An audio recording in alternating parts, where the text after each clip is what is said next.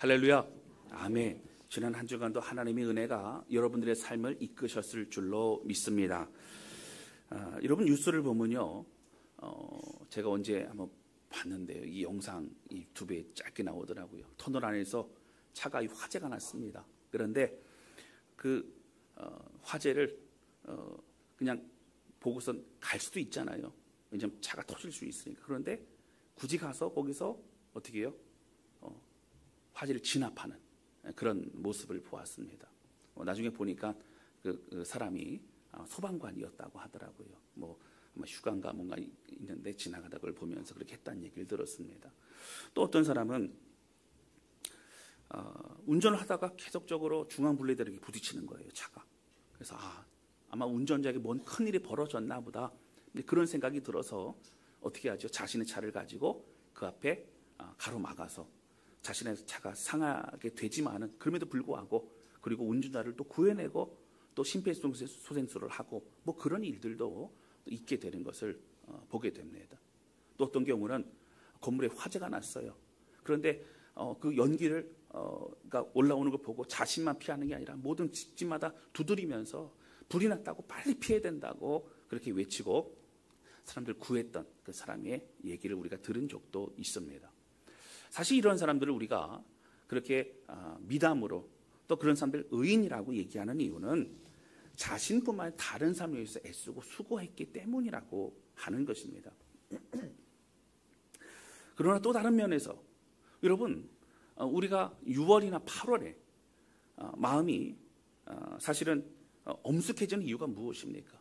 6.25라고 하는 그런 참으로 나라가 망할 뻔한, 나라가 완전히 없어질 뻔한 그런 상황에서도 목숨을 다해 이 나라를 지킨 그런 희생한 사람들이 있기 때문에 바로 지금의 우리가 있는 것입니다. 이런 8.15 광복도 마찬가지입니다.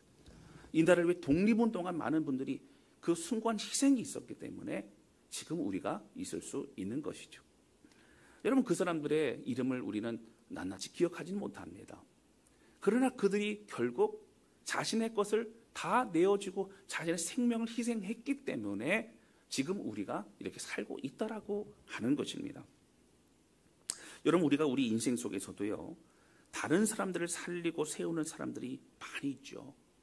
여러분, 그런 사람들이 세상 속에 존경받는 이유가 무엇입니까? 세상 속에서는 그러한 사람들이 많지 않기 때문에 그렇습니다. 대부분은 자신의 유익만을 위해서 그렇게 살아갑니다. 여러분, 근데 세상에 들여다보면 어떤 사람들은 유익만이 아닌 피해를 주는 사람들도 있죠. 그런 사람 범죄자들이지 않습니까? 일부 그런 사람들이 있어요. 그러나 적어도 오늘 우리 그리스도인들은 우리는 어떤 삶의 방향과 가치관을 가지고 살아가야 되느냐고 하는 거예요. 여러분, 우리가 주님을 모르고 살아간다면 어떻게 살아가도 진리를 모르기 때문에 어쩔 수 없지만, 적어도 우리에게 성경을 통해 가르치시고 말씀해 주신다면 오늘 우리는 성경의 이 가르침을 통하여 우리가 정말 하나님을 닮아가며 그 은혜 가운데 우리의 삶을 드릴 수 있어야 된다라고 하는 것입니다. 오늘 우리에게 예수 그리스도를 믿는 우리는 그 은혜의 그 능력과 또 그 사랑이 우리 가운데 있음을 기억하실 수 있기를 주님의 이름으로 축원합니다. 여러분, 오늘 이러한 차원에서 오늘 요셉과 야곱을 통해 우리가 살아가는 삶의 모습을 다시 한번 점검해 보려고 합니다. 이 말씀을 통해서 하나님 기뻐하신 삶을 살아가는 우리 모두가 되실 수 있기를 바랍니다. 첫 번째 함께 나누기 원하는 것은요, 요셉은 사람들을 살리고 복을 주는 삶을 살았다는 것입니다. 여러분, 이 얘기는 아마 처음 요셉의 이야기를 시작할 때부터 아마 계속적으로 함께 나누었던 주제인 것 같습니다. 요셉은 은혜 입은 자라고 했던 거 여러분 기억나십니까? 근데 은혜 입은 자인데 그는 그의 삶이, 그의 억울함이 변하지 않았습니다. 중요한 것은 그가 가는 곳마다 만나는 사람들마다 복을 누리고 그리고 그 은혜 속에 살할 수 있었다라고 하는 것입니다. 다른 사람들이 잘 된 것입니다. 그리고 점점 더 이 축복의 그런 통로의 역할은 계속적으로 확대되어 가고 있는 것을 보게 됩니다. 그리고 오늘 애굽 사람뿐만 아니라 주변에 많은 사람들을 정말 살리고 구체적인 그의 어떤 정책을 통하여 어떻게 하나님의 일을 이루어가는지를 우리는 살펴볼 수 있다라고 하는 것입니다. 여러분, 지난 시간 우리는 바로 왕을 만나는 야곱에 대해서 함께 말씀을 나누었습니다. 그는 나이가 많이 들었고 그리고 기근 속에 있다가 왔기 때문에 아무리 좋은 옷을 받고 입었다 할지라도 고생과 여러 가지가 참 어려운 그런 행색이었을 것입니다. 그러나 그가 바로왕 앞에 섰을 그때에 바로왕을 어떻게 합니까? 안수하여 축복할 수 있었던 것은 그의 마음에 바로 그의 인생 모든 것을 주관하시고 함께하신 하나님의 은혜와 손길을 그는 기억했기 때문입니다. 평생을 통해서 움켜쥐는 것이 중요했던 사람이었습니다.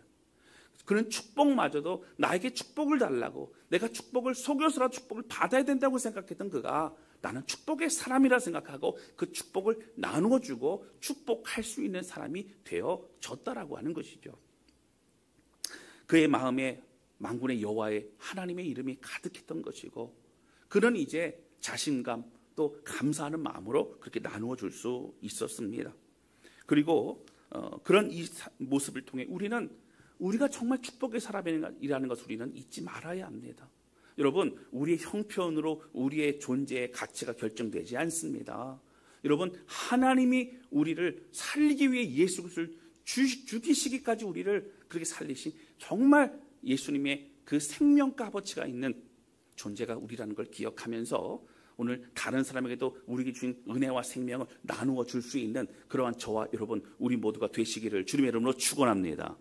여러분, 축복이라는 건 목회자만 아는 게 아닙니다. 우리 모두가 다 축복의 권한이 있습니다. 축복의 입술이 있습니다. 축복의 능력이 있습니다. 예수님의 이름으로 가는 곳마다 축복하고 또 섬기는 우리 모두가 되시기를 주님의 이름으로 축원합니다. 여러분, 이제 오늘은 요셉이 기근 속에서 애굽의 총리로서 곡식을 나누어주는 장면을 좀 구체적으로 좀 살펴보려고 합니다. 그리고 이제 야곱의 마지막 부탁을 또 함께 살펴보게 됩니다. 우리 13절 말씀 보겠습니다. 기근이 더욱 심하여 사방에 먹을 것이 없고 애굽 땅과 가나안 땅이 기근으로 황폐하니. 여러분, 여기 보시면 강조에 반복되고 있는 단어들이 있습니다. 기근이 더욱 심하여. 더욱이라는 얘기와 심하여라는 얘기는 지금 기근이 굉장히 힘들고 어렵다라고 하는 것을 강조합니다. 여러분, 더욱이라는 것이 히브리 원어로 메오드라고 하는 단어를 쓰는데 이것은요 대단히 엄청나게 굉장히 매우라고 하는 그냥 좀 힘들어요 이런 정도가 아니라 죽을 만큼 힘들다, 정말 소망이 없다, 뭐 그런 정도의 어려움을 말하고 있습니다. 그리고 심하여라고 하는 이 단어는 히브리 원어로 카베드라는 단어를 씁니다. 이것은요 무거운, 슬픈, 모진 이런 뜻이 있습니다. 여러분, 이것은요 장례 때 쓰는 단어일 정도로 사실은 굉장히 소망이 없고 이제 다 끝났다 싶을 그런 상황을 말합니다. 여러분, 이제 이 13절부터 시작된 이 내용의 그 배경으로는 7년의 풍년이 들거나 7년의 흉년, 기근이 들지 않습니까? 거의 5년 내지 6년 차 되는 정도의 굉장히 어려울 때입니다. 여러분, 이 3년 정도면 그래도 버틸 수가 있습니다. 사실 그동안 모아놓은 그런 곡식들도 있을 것이고, 아마 총리 요셉은 각 가정마다도 곡식들을 잘 모아놔라, 보관해 놓아라, 아마 이런 얘기도 많이 하지 않았을까요? 그런데 4년, 5년, 6년 이렇게 흘러가면서 더 이상 버틸 수가 없는 겁니다. 더 이상 이것을 어떻게 살아가야 될지조차 알 수 없는 상황입니다. 여러분, 사실 지금도 우리가 이 곡식을 저장하는 기술이 많이 발달되었다고 하지만 이게 보니까 그 곡식이 이렇게 쌓여 있잖아요. 그러면 제가 한번 본 적이 있어요. 그 영상을 통해 로봇이 가서 그걸 계속적으로 뒤집어 줘야 된다는 거예요. 로봇이 가서 막 뒤집습니다. 왜냐하면 공기가 통해야 되고 막 그래야 되고, 아니면요 아무리 온도 습도를 맞춰줘도 썩게 되고 여러 가지가 어렵다는 겁니다. 여러분, 지금도 곡식을 모아놓으면 손실이 생깁니다. 여러분, 그 당시에 쥐라던가 아니면 다른 어떤 해충이라던가 아니면 다른 어떤 걸로 인해서 썩거나 이러면서 그 손실률이 여러분 얼마나 많이 있었겠습니까? 7년의 풍년이 있었어도 여러분 결국 어떻게 됩니까? 아무리 모아놔도 2년, 3년, 4년, 5년, 6년, 7년 여러분 이렇게 나아가는 과정에서 굉장히 힘들고 어려웠을 것입니다.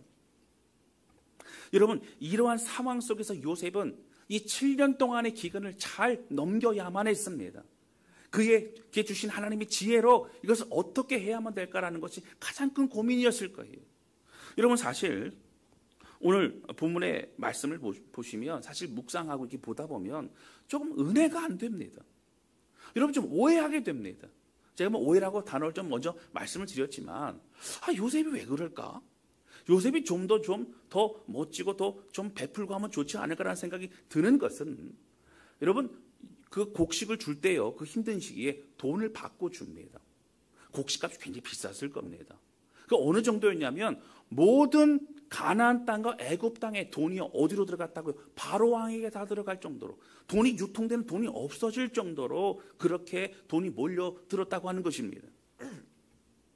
그리고 그 뒤에 보시면 이제 우리가 돈이 없습니다. 우리를 살려주십시오. 그러니까 요셉이 뭐라 그래요? 그럼 너희 가축을 가져오라. 아니 가축이 있어야 나중에 농사라도 짓고 그래도 가축이 있어야 뭐라도 하지 않겠습니까? 가축마저 가져오라. 요셉이 너무 좀 매정한 거 아닌가? 그런 생각이 듭니다. 나중에 와서 그럽니다. 우리는 가축도 없습니다. 이제 다 끝났습니다. 너희 땅을 가져오라. 여러분 땅을 다 가져와서 이제 그 땅이 어디? 바로 왕의 땅이 되도록 그렇게 합니다. 그리고 나중에는 그 사람들이 어떻게 돼요? 땅도 없습니다. 우리를 종 삼아 주십시오. 그 종을 삼아요. 이 과정을 보면 요셉이 너무한 거 아닌가? 여러분 우리나라가 가장 힘들고 어려웠던 좀 충격적일 때가 언제였습니까? IMF 때라고 우리가 얘기를 많이 합니다. 그 전까지는 계속적 경제 성장률이 계속적으로 지속적으로 올랐기 때문에 살기 좋았다 그러죠. 여러분 80년대 그때는 호황기라고 합니다.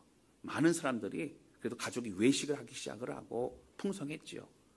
여러분 97년도에 IMF가 오면서 그 충격기로 말할 수 없었습니다. 뭐 공장이 문을 닫고 또 폐업하는 그런 자영업자들이 부지기수로 많았습니다. 그러나 여러분 그때에 부자들은요 돈을 정말 많이 벌었다 그래요. 오히려 부자들이요 돈을 벌 수 있는 기회였다고 합니다. 여러분 우리가 이걸 보면 요셉이 이 어려움을 통해서 돈을 많이 이렇게 벌게 한 것이 아닌가? 자기만을 위해서 아니면 그냥 이 애굽의 왕국만을 위해서 그렇게 한 것이 아닌가 오해할 수도 있다라고 하는 것이죠. 그런 제가 오해라고 말씀드린 이유는 사실 그렇지 않기 때문입니다. 오늘 사실 이 모든 과정이 요셉이 했던 것은 두 가지의 목적을 가지고 했던 것을 우리는 살펴볼 수가 있습니다. 첫 번째는요. 그나마 남은 곡식을 잘 분배해서 이런 고통스러운 위기를 잘 넘기려고 했던 것입니다. 여러분 만약에 무상으로 주게 되면 어떻게 될까요? 여러분 사람들은 돌변합니다. 여러분 예를 들어서 값을 주고 산다면 내가 가지고 있는 이 돈이라든가 내 값어치 있는 것을 가지고 어떻게 이걸 나누어서 저것을 살 것인가 고민하며 그렇게 계획을 세워서 하게 됩니다. 여러분 무상으로 주게 되면요 거침없이 사람들이 오게 됩니다. 중간 약탈을 합니다. 여러분 난민이라든가 이런 사람들에게 물자가 공급될 때 대부분 어떻게 되죠? 폭동이 일어납니다.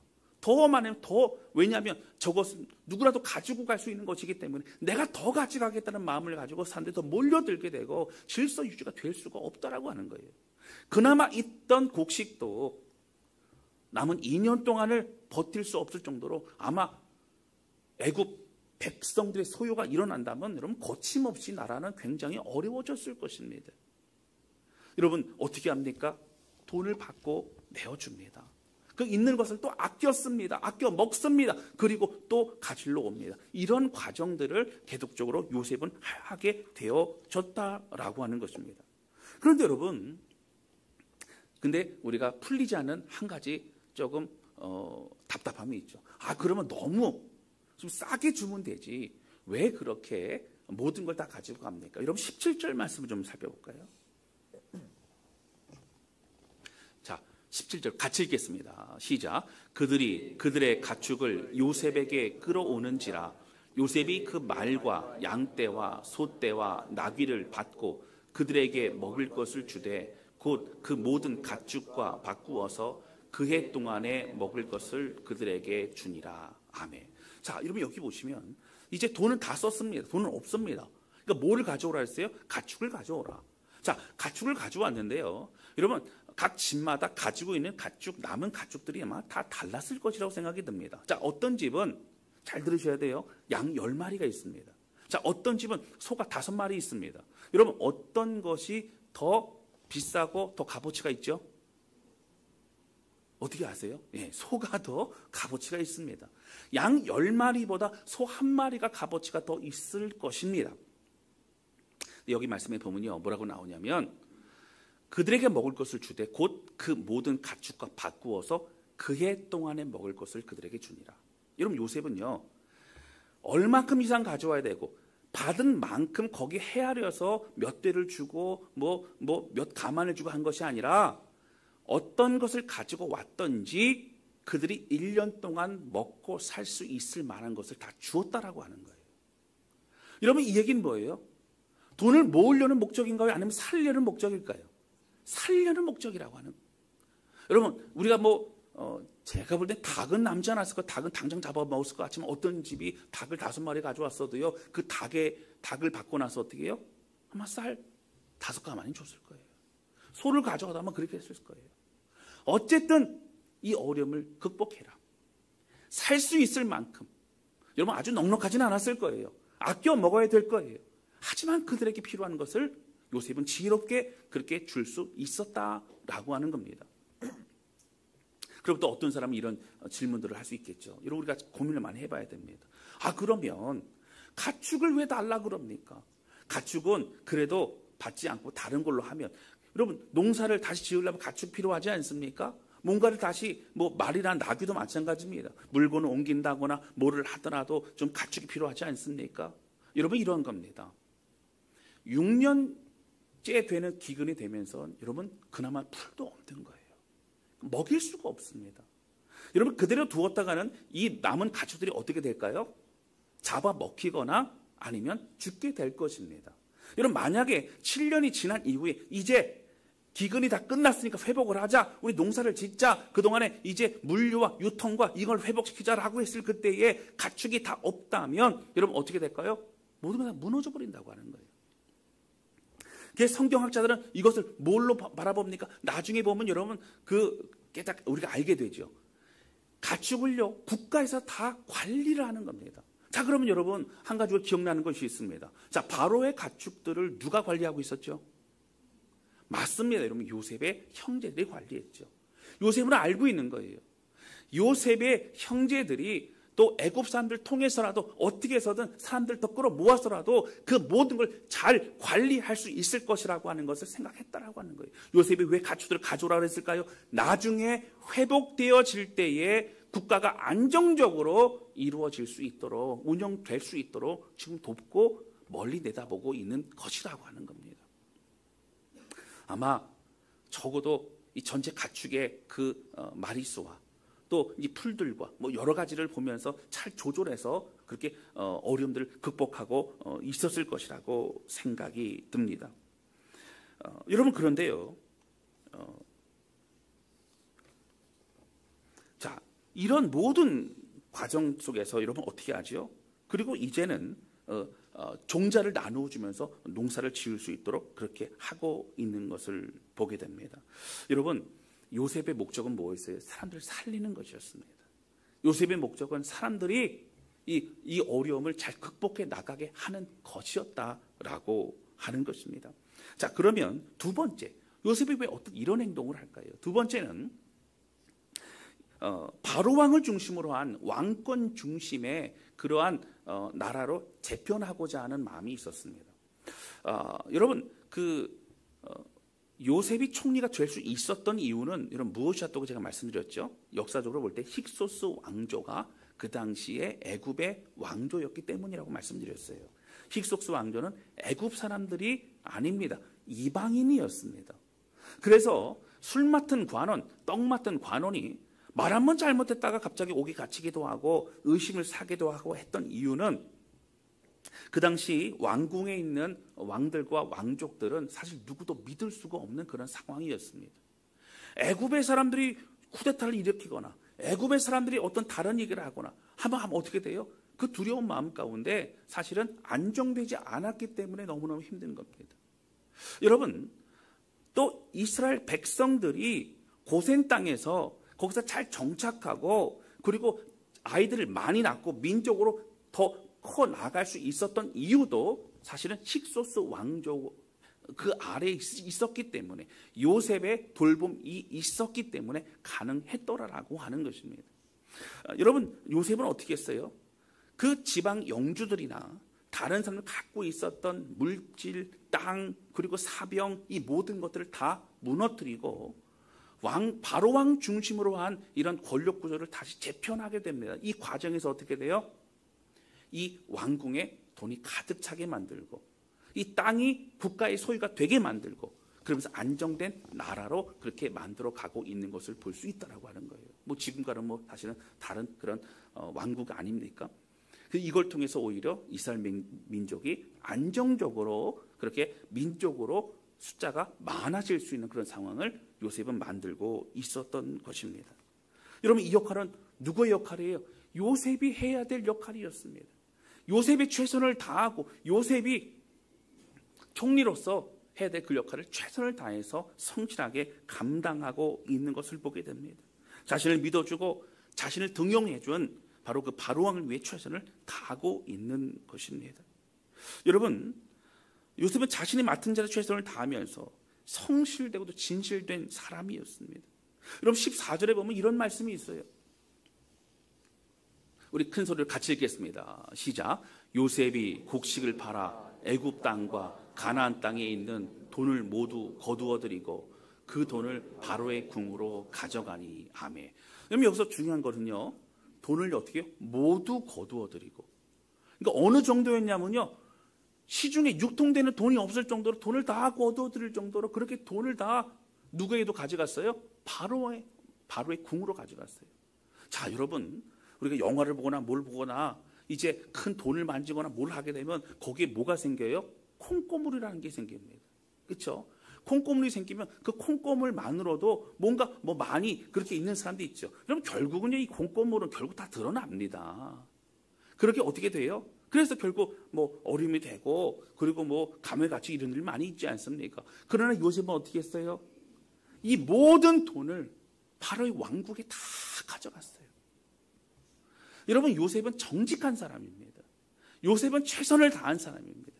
요셉은 그렇게 바로를 위해 신실하게 그 일을 했던 사람이죠. 여러분, 이러한 모습은 우리가 어디서부터 알 수 있어요?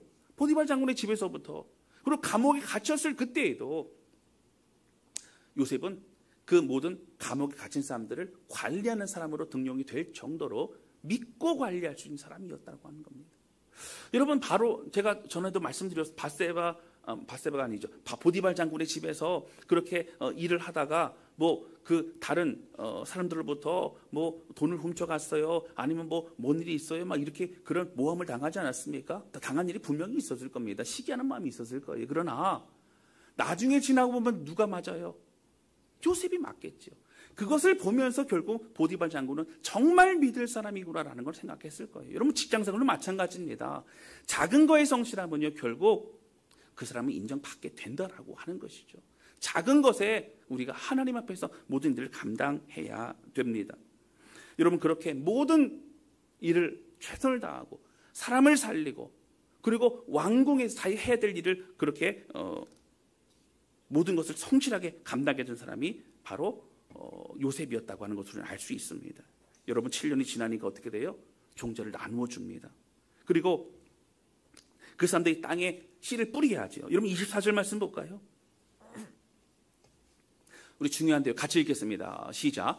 추수의 5분의 1을 바로에게 상납하고 5분의 4는 너희가 가져서 토지의 종자로도 삼고 너희의 양식으로도 삼고 너희 가족과 어린 아이의 양식으로도 삼으라. 여러분, 여기 잘 보셔야 돼요. 추수 나중에 종자를 나누어 줘요. 자, 근데 그 땅은 누구 땅이요? 국가의 땅입니다. 그리고 그것을 거기서 농사 짓는 사람들의 신분은 누구예요? 국가의 사람이에요. 종이 됐어요. 바로의 종이 됐습니다. 자, 그런데 어떻게 했어요? 그것의 5분의 1을 국가의 바로에게 상납을 하고 5분의 4는 너희가 가져가라. 근데 여기 뭐가 나와요?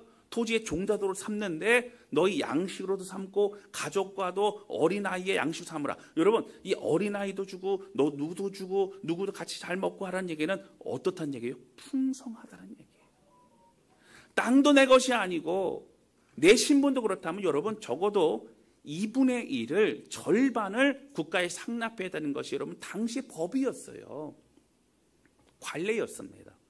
그러나 요셉은 그렇게 하지 않았어요. 5분의 1만 그렇게 하도록 했습니다. 여러분 왜 그럴까요? 그동안 기근통에 힘들었던 그 집들을 가정들을 어떻게 해요? 세우기 위함이었습니다. 여러분 그렇게 할 수 있었던 이유는 뭔지 아세요? 그 떠도는 돈이 유통되던 돈이 그냥 곳곳에 흩어지는 게 아니라 이미 어디에 가득하기 때문에요. 바로의 왕궁이 가득하기 때문에 더 많은 그런 그 상납금을 받지 않아도 나라는 견고하고 운영이 될 수 있었습니다. 나중에 이러한 가정이 잘 세워질 수 있도록 그렇게 준비하였던 것이 바로 요셉이었다라고 하는 거예요. 여러분 이러한 상황을 통해서 어떻게 됩니까? 사람들이 더 그겁니다. 우리를 좀 종 삼아 주십시오. 우리를 종 삼아 자진하여서 그렇게 요셉에게로 다가오게 됩니다. 그러면서 여러분 그 다음 구절 25절에 뭐라고 나옵니까? 자, 우리가 같이 읽겠습니다. 시작.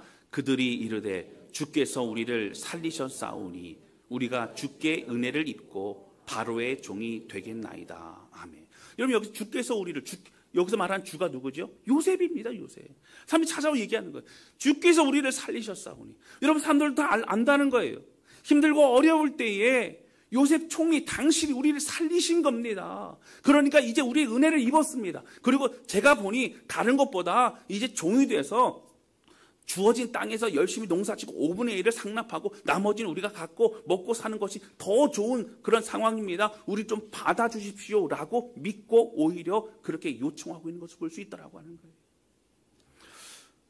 여러분 저는 사실 처음에 이 말씀을 묵상하다가 좀 오해했어요. 요셉을 좀 오해했어요.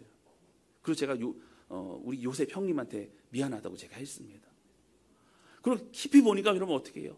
정말 해안을 가지고 정말 최선을 다해서 그렇게 애굽 사람들 또 이스라엘 사람들을 살리고 있는 모습을 볼 수 있다라고 하는 거예요. 여러분 위기 속에서 요셉은 자신의 유익을 구하지 않았습니다. 취하지 않았습니다. 위기 속에서 모든 정보, 모든 걸 다 알고 있어도 그는 그렇게 하지 않았습니다. 요셉이 왜 그럴 수 있었어요? 그는 하나님 앞에 서 있는 사람이었기 때문입니다. 하나님이 그의 인생을 이끌어 가신 것을 늘 확인하고 고백하는 인생이었기 때문이라고 하는 거예요. 사랑하는 성도 여러분 나라의 경제가 많이 어렵습니다. 자영업 하시는 분들 참 힘듭니다. 여러분 그러나 제가 여러분들에게 권면합니다.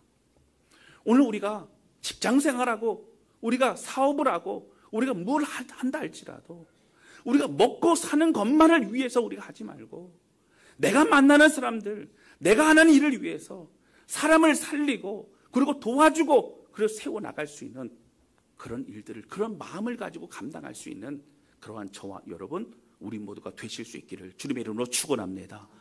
여러분 그런 마음을 가질 때 우리는 요셉과 같이 살 수 있다고요.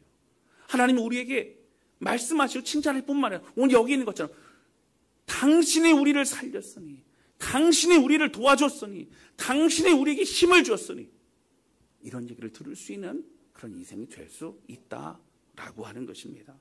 여러분 많은 사람들에게 만나는 사람들마다 은혜를 흘려보낼 수 있는 정말 기도하고 함께 세워져 나아가는 저와 여러분 우리 모두가 되실 수 있기를 주님의 이름으로 축원합니다. 할렐루야. 두 번째 하나님께 원하는 것은요. 야곱은 본향을 향한 기대와 소망을 잊지 않고 살고 있었다고 하는 겁니다. 요셉 얘기하다가 오늘 야곱 얘기를 좀 합니다. 오늘 본문의 말씀에 여러분 27절부터 보면 갑자기 야곱이 나타나게 되죠. 야곱이 이제 죽기 직전에 대략적으로 한 17년 정도를 이제 애굽 땅에서 살고 그가 죽기 전에 요셉을 부릅니다. 그러니까 다른 형제들보다 믿을 만한 그 자식이 누구예요? 바로 요셉이죠. 요셉이 너는 총리니까 내가 부탁하는 건 넌 들어줄 수 있을 거야. 내가 정말 간곡히 부탁한다. 그렇게 얘기를 하고 있습니다. 여러분 그래서 29절 말씀 볼까요? 자, 이렇게 나옵니다. 이스라엘 죽을 날이 가까움에 그의 아들 요셉을 불러 그에게 이르되 이제 내가 내게 은혜를 입었거든 청하노니 내 손을 내 허벅지 아래 놓고 인애와 성실함으로 내게 행하여 애굽에 나를 장사하지 아니하도록 하라. 여러분 어떤 경우죠? 사타구니 밑에 손을 놓고 그러고서 맹세하라는 거예요. 여러분 이것은요 하나님 앞에서 맹세하라고 하는 그런 굉장히 은밀하고도 굉장히 중요한 그런 의식입니다. 아브라함이요 며느리를 구하러 갈 때에 어떻게 합니까? 자기의 종에게 이렇게 하면서 약속을 받지요. 너는 절대 다른 곳에서 구하지 말고 내 고향 땅에 가라. 그리고 하나님이 너를 인도하실 것이다. 이런 얘기를 합니다. 여러분 이 얘기는 이것만큼은 지켜야 된다. 이것만큼 부탁을 한다. 그렇게 요셉에게 얘기를 합니다. 그리고 30절에 이렇게 나옵니다.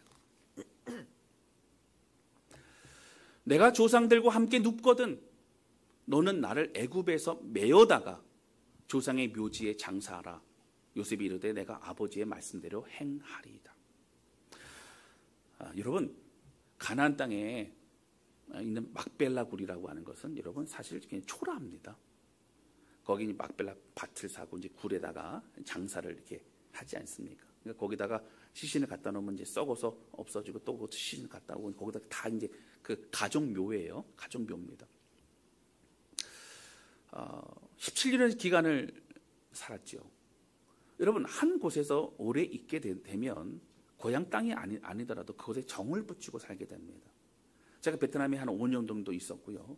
그리고 필리핀에 한 5년 정도 있었고 베트남에 한 2년 정도 있었잖아요. 근데 지금도 필리핀 뉴스가 나오는 필리핀 얘기가 나오면 귀가 쏠긋합니다. 베트남 얘기가 나오면 귀가 쏠긋합니다. 그리고 지금도 베트남 음식 그러면 막 제가 자다가 벌떡 일어납니다. 굉장히 그때의 시간이 너무너무 좋은 거죠. 여러분 미국에 이민 간 사람들은요. 그곳 힘들고 어려워도 제가 가끔 그런 얘기를 해요. 미국에 시민권이 있고 그런 분들 뭐 우리 이제 미국에서 공부하신 교수님이라 이름으로 오시면 아이고 거기서 힘들게 어떻게 살아요? 이거 맨날 총기 사건이고 무서워서 어떻게 삽니까? 아이고 사람들 사는 곳이라 다 살만하고 걱정 없다고 뭐 이런 얘기를 하더라고요. 여러분 야곱이요 애굽 땅에 살고 있잖아요. 요셉 총리의 아버지잖아요. 그의 집이나 생활이나 모든 것이 풍족했을 것입니다. 애굽은요 화려합니다. 애굽은요 편리합니다. 애굽은요 풍성합니다. 그 어떤 때보다도 살기 좋은 곳이 애굽입니다. 자 그러면 죽은 이후니까 그럼 가나안 땅에 가도 될까요? 여러분 만약에요 요셉 아들 총리에게 그래도 나 양집하는 곳에 나 뭐 죽어서 뭐 그때는 없겠지만 그래도 좀 내 묘는 좀 의리의리하게 좀 잘 좀 해줬으면 좋겠다. 그러면 여러분 요셉이 뭐라 할까요? 알겠습니다. 아버지 그러겠죠. 제가 차를 몰고 이렇게 지방을 가다 보면 여러분 이렇게 보면 와 저기 묘자리는 정말 대단하다. 정말 잘 이렇게 조성이 된 그런 묘자리 양집 아른 곳에 정말 저기는 어떤 뭐 장관의 묘인가 누구의 묘인가 막 그럴 정도로 그런 묘들이 여러분 사실 있지 않습니까? 좀 과장되게 얘기한다면 아마 요셉에게 그렇게 부탁했으면 좀 잘 해달라 부탁했으면 요셉이 작은 피라미드 정도는 만들어주지 않았을까 뭐 그런 생각도 합니다. 이런 피라미드는 왕조들에게 만들어주는 거지만요. 그러니까 애굽에서 있어도 애굽에 매장이 돼도 너무너무 좋고요. 그리고 이제 거기서 꾸준히 이렇게 그냥 후손들이 살아가면 됩니다. 그러나 결코 잊지 않았던 것은 나는 가나안 땅에 가야 된다. 내가 있어야 될 곳은 가나안 땅이다. 하나님 나에게 가나안 땅에서 축복하셨고 하나님은 이 가나안 땅을 통해서 우리에게 역사하실 것이라는 것을 잊지 않았다라고 하는 겁니다. 여러분 이것이 바로 야곱이 가지고 있었던 정체성이에요. 나는 하나님의 사람이다. 나는 히브리 사람이다. 나는 하나님이 나를 통해 이루실 일들이 있다라고 하는 것을 늘 잊지 않고 살아갔다라고 하는 것이죠. 여러분 요셉도 마찬가지예요. 제가 아까 말씀드렸던 하나님 앞에서 이 모든 일을 감당했다는 것은 무엇이죠? 여러분 우리 상세히 거의 마지막 부분입니다. 50장 22절 말씀 볼까요? 25절에 이렇게 나옵니다. 자 요셉이요 그가 죽기 전에 요셉이 110세인가 아마 그렇게 죽습니다. 요셉이 죽기 전에 그 이스라엘 후손들에게 그렇게 부탁을 합니다. 25절 같이 읽겠습니다. 시작. 요셉이 또 이스라엘 자손에게 맹세시켜 이르기를 하나님이 반드시 당신들을 돌보시리니 당신들은 여기서 내 해골을 메고 올라가겠다 하라 하였더라. 아멘. 여러분, 요셉은 알고 있었습니다. 하나님께서 이제 나중에 이 민족을 이렇게 가나안 땅으로 이동시키실 거라는 거 알았죠. 너희를 꼭 잊어버리지 마라. 내 해골을, 내 뼈를 꼭 가지고 와라. 내가 평안히 묻혀야 될 곳은 바로 가나안 땅이라. 강조하고 강조 있는 걸 보게 됩니다. 그럼 여기 뭐라고 나와요? 요셉이 또 이스라엘 자손에게 어떻게 했어요? 맹세시켜 이르기를. 이것만큼 잊지 말라고 요셉 또한 그렇게 고백을 하고 있는 것을 보게 됩니다. 사랑하는 성도 여러분, 우리가 이 땅을 살아가고 있지만 오늘 우리가 가야 될 곳은 바로 저 천국입니다. 이 땅에 이미 하나님 나라가 임했습니다. 그러나 아직 온전치 않습니다. 아직 이 땅에 주님의 그 다시 오시는 그날까지 사단 마귀는 우리를 유혹하고 또 우리의 질병과 고통과 눈물과 슬픔과 모든 것이 이 땅에 있습니다. 그러나 이 땅에서 우리는 하나님 나라의 백성 시민으로 이 땅에서 그 은혜를 누리며 살아가는 하나님의 사람입니다. 그러나 때로 우리가 잊지 말아야 될 것은 우리는 가야 될 본향이 있다라고 하는 겁니다. 사랑하는 성도 여러분, 오늘 하나님이 영원토록 우리와 함께 하시는 저 천국을 소망하며 그 은혜를 가지고 나아가는 우리 모두가 되시기를 주님의 이름으로 축원합니다. 이 땅에 저는 너무 행복하고 감사합니다. 그러나 저는 더 천국에 가고 싶은 마음이 큽니다. 왜냐하면 이 땅과 비교할 수 없는 하나님 나라이기 때문입니다. 여러분, 요셉이라는 사람은 평생을 사람을 살리고 세우는 데 최선을 다할 뿐만 아니라 오늘 또 야곱과 또 요셉은 나의 정체성, 나의 하나님의 사람, 하나님의 은혜와 말씀의 사람을 살겠노라 고백하는 이 마음을 잃어버리지 않고 저 천국을 향한 본향을 향한 마음으로 살아갔던 것처럼 오늘 우리도 하나님이 허락하신 놀라운 은혜를 기억하여 때로는 이 땅에 슬픔과 고통과 질병과 아픔이 가득하다 할지라도 정말 주님이 역사하시는 놀라운 그 일들을 기대하며 주님을 향하여 오늘도 한 걸음 한 걸음 발걸음 옮겨 나아가는 그러한 저와 여러분 우리 모두가 되실 수 있기를 바랍니다. 할렐루야. 두 가지 꼭 잊지 않는 우리 모두가 되시기를 바랍니다. 우리 시간에 함께 찬양 주 앞에 드리면서 기도하는 시간을 갖도록 하겠습니다.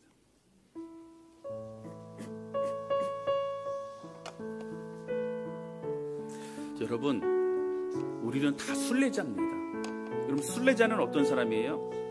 내 집이 없는 거예요. 떠도는 겁니다. 이런 사도 바울도 순례자였습니다. 하나님이 가라 하시는 걸 가는 거예요. 여러분, 순례자는 짐이 간단합니다. 순례자는 항상 그 마음에 미련을 두지 않습니다. 오늘 내 인생에 나는 어디에 미련을 두고 있는가? 내게 주어진 건 너무 감사하고 너무 좋고 나에게 사명이 있지만 또는 한편으로 저 천국을 향한 소망의 마음 그리고 기대하는 마음을 가지고 우리는 살아가야 된다라고 하는 거예요. 여러분, 온전한 회복 또 주시는 은혜와 축복이 있음을 기억하며 오늘 끝까지 믿음의 길을 걸어가는 우리 모두가 되기를 원합니다. 우리 잠깐 반주해 주시고 말씀 잠깐 좀 볼까요? 제가 좀 넘어갔는데 우리 디모데후서 4장 7절 8절 볼까요? 우리 같이 읽겠습니다. 7절 8절 시작. 나는 선한 싸움을 싸우고 나의 달려갈 길을 마치고 믿음을 지켰으니 이제 후로는 나를 위하여 의의 면류관이 예비되었으므로 주 곧 의로우신 재판장이 그날에 내게 주실 것이며 내게만 아니라 주의 나타나심을 사모하는 모든 자에게도리라.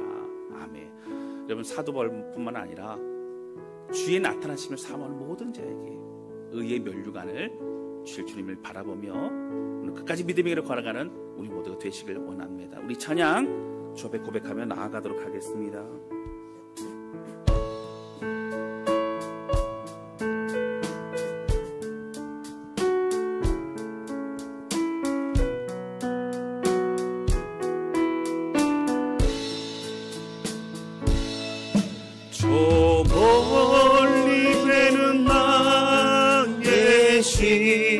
시온소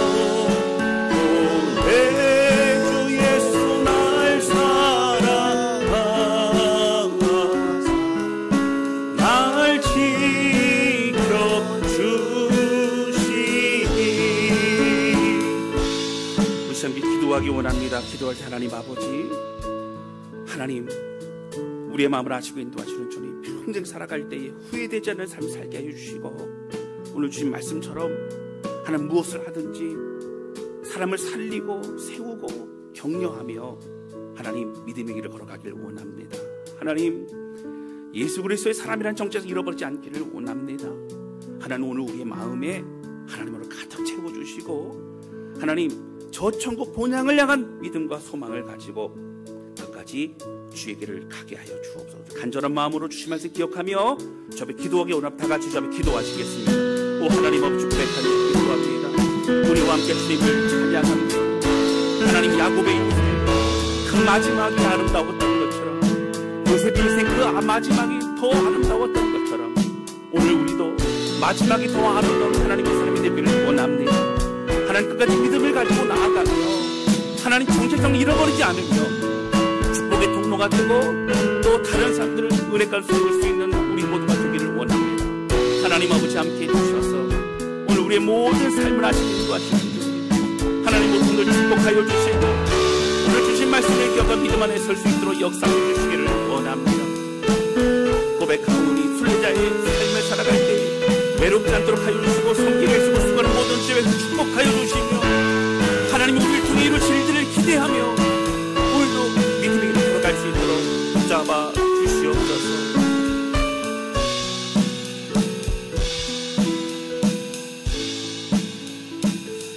하나님 아버지, 오늘 말씀을 통해서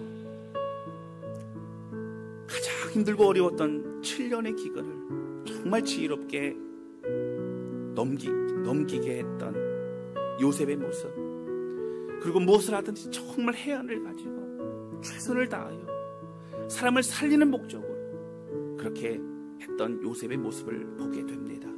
하나님 아버지, 우리가 직장 생활을 하든지 사업을 하든지 무엇을 하든지 하나님 우리의 모든 삶의 방향은 먹고 사는 것이 가장 큰 목표가 아닌 하나님의 영광을 드러내고 사람을 세우고 살리는 것이 우리의 삶의 방향이 되게 도와주셔서 하나님 우리를 통하여 많은 사람이 힘을 얻고 또 도움을 얻으며 또 꿈과 비전을 가질 수 있도록 우리를 사용하여 주시기를 원합니다. 하나님 아버지, 마지막까지 나는 하나님의 사람이라고, 나는 예수 그리스도의 사람이라고 고백하는 야곱과 요셉의 모습을 보면서 오늘 우리는 어떤 삶을 살아가야 될지를 깨닫게 됩니다.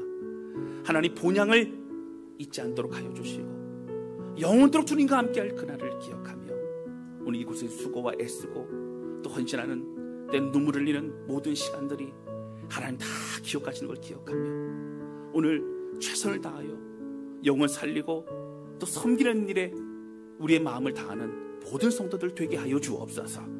가정을 축복하여 주시고 오늘 함께 예배드리고 고백하는 모든 성도들의 심령에 하나님의 한량없는 은혜로 부으시고 소망으로 승리케 하여 주옵소서. 우리 주님 감사합니다. 예수님의 이름으로 기도하였습니다. 아멘.